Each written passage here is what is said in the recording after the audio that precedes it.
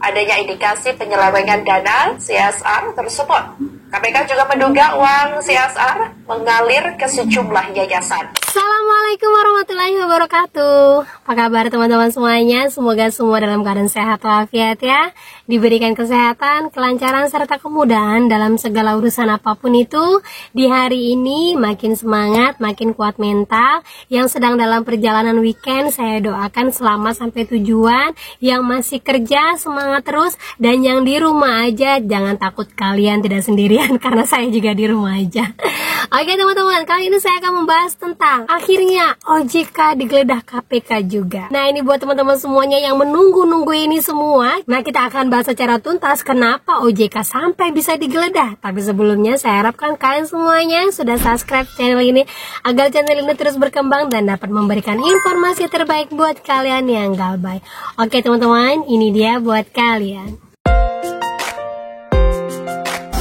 Oke teman-teman, sebelumnya ya saya mau bahas dulu lah sebelum kita ke KPK tentang OJK yang adalah KPK. Kayaknya udah nggak sabar ini beritanya apa ini, kok bisa nih, karena ada seorang temen yang emang komen di YouTube saya, Mbak ayo Mbak bahas dong sekarang kantor OJK sedang digeledah oleh KPK.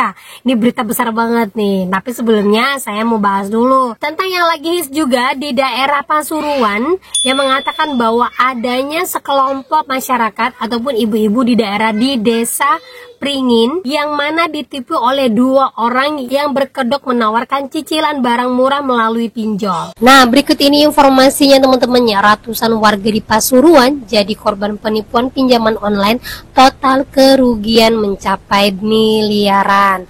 Nah, di sini disebut sebanyak 210 warga dengan total mencapai 3 miliar. Nah, di sini kita lihat dulu bagaimana cara pelaku untuk memanipulasi data sehingga mereka semua ini bisa terjebak dalam rayuannya. Di sini disebutkan para pelaku diketahui berinisial AK dan NF mengiming korban dengan tawaran kredit barang elektronik seperti ponsel dan televisi dengan harga jauh lebih murah dari pasaran. Korban diminta mengunduh aplikasi pinjaman online seperti Akulaku, Kredivo, dan Shopee. Yang jelas ini semua di desa lapangannya teman-teman ya. Namun proses pengunduhan aplikasi dan pengajuan kredit ternyata dilakukan oleh pelaku sendiri. Berarti di antara 210 warga ini banyak yang tidak paham dengan aplikasi pinjol. Karena setelah diunduh pun aplikasi seperti Akulaku, Kredivo, dan Shopee ini mereka tidak kenal dengan aplikasi ini. Awalnya kami tertarik karena harga yang ditawarkan sangat murah. Salah satu korban angsurannya yang harus dibayarkan pun hanya 60.000 hingga 80.000 per bulan. Sayangnya tagihan yang muncul di aplikasi pinjol terus membengkak, bahkan melebihi barang yang telah diterima. Sebagian korban yang merasa telah membayar cicilan secara manual kepada pelaku mulai datangi debt collector yang menuntut pembayaran lewat aplikasi. Banyak korban dan stres kebingungan menghadapi situasi ini. Saya merasa tergiur karena harganya murah, tapi ternyata ini jebakan. Nah, benar-benar sekali teman-teman ya. Jadi untuk kedua pelaku ini telah melarikan diri dan belum tertangkap. Mudah-mudahan banyak yang membaca berita ini dan segera membantu proses penangkapan atas dua orang ini ya. Dan buat teman-teman semuanya, diingatkan kembali untuk keluarganya di kampung yang tidak paham dan tidak mengerti tentang pinjol ya, jangan sampai ini terulang kembali. Berarti yang selama ini disampaikan oleh OJK akan memberikan edukasi, literasi tentang pinjol itu tidak sampai ke desa. Semoga masalah ini cepat terselesaikan. Dan buat teman-teman semuanya, mohon kabarkan keluarga kalian yang ada di desa, dimanapun tempatnya, di pelosok manapun, sampaikan kalau ada orang yang menawarkan pinjaman dengan cara menggunakan HP dan foto KTP, jangan pernah mau, itu sudah pasti 100% pinjol gitu ya. Oke, lanjut lagi teman-teman. Nah, ini berita besar banget nih ya. Ternyata sekarang ini memang doanya banyak orang yang meminta OJK untuk digeledah atau OJK untuk dibubarkan. Karena ternyata sekarang ini KPK sudah sampai ke kantor OJK dan menggeledah satu ruangan yang diambil barang bukti berupa dokumen-dokumen dan elektronik. Nah, ini terkait dengan penyelewengan penggunaan dana CSR. Saudara, KPK melakukan penggeledahan di kantor Bank Indonesia terkait kasus dugaan korupsi dana CSR pada Senin 16 Desember 2024. Deputi Penindakan dan Eksekusi KPK Rudi Setiawan sebelumnya mengatakan dugaan sementara perkara ini adanya indikasi penyelewengan dana CSR tersebut. KPK juga menduga uang CSR mengalir ke sejumlah yayasan. Dari hasil penggeledahan, KPK menyita sejumlah dokumen dan barang elektronik yang terkait dengan kasus tersebut. Rudi juga mengatakan beberapa barang bukti telah diamankan dari ruang kerja Gubernur Bank Indonesia Peri Warjio. Ia mengatakan KPK akan memanggil Gubernur BI itu untuk meminta klarifikasi atas barang yang telah diamankan sebelumnya.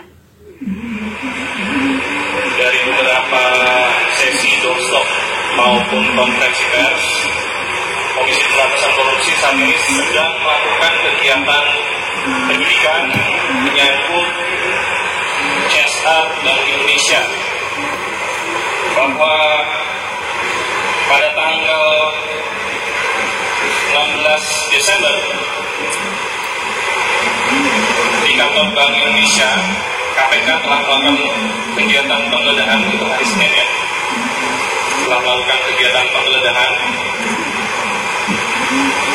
dan tanggal 19 Desember kemarin telah dilakukan juga kegiatan penggeledahan pada salah satu ruangan di Direktorat Otoritas Jasa Keuangan atau OJK. Dari dua kegiatan tersebut, penyidik telah menemukan dan menyita barang bukti elektronik atau BBE serta beberapa dokumen dalam bentuk surat.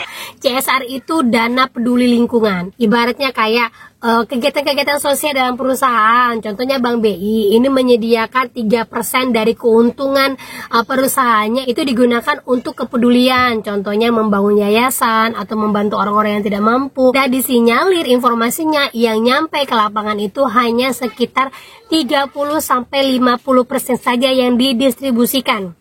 50%-nya ternyata digunakan untuk kepentingan pribadi. Tapi saya harapkan dari satu kasus ini semoga nanti kedepannya terbuka kasus-kasus yang lain. Contoh ya kayak pinjol ini. Pinjol ini kan ada dana mengendap yang mana permodalannya itu setiap tahun harus menyetorkan yang namanya modal di awal. Pertama 2,5 miliar, kedua 7,5 miliar, nantinya sampai 12,5 miliar. Dikalikan 97 perusahaan. Ada berapa triliun uang yang mengendap di OJK. Nah, kenapa sampai sekarang pinjol-pinjol ini paling susah untuk digoyangkan? Karena dana ini saya yakin itu sudah mengalir kemana-mana. Nah, itulah ya yang menurut saya ya, yang mungkin kalau kita mau mengulik lagi sisi gelap OJK, sisi gelap dari Bank Indonesia, sisi gelap dari mana-mana, pasti itu sudah kayak menggurita. Nah, jadi kita berharapkan semoga ya setelah terbongkarnya satu ini, kemarin itu ada Komdiji, ya kan ya. Sekarang ini KPK. Semoga setelah ini benar-benar terbongkar lagi yang lain. Ya karena apa? Kalau bukan dari doa-doa kita orang lemah, ini tidak akan terbongkar.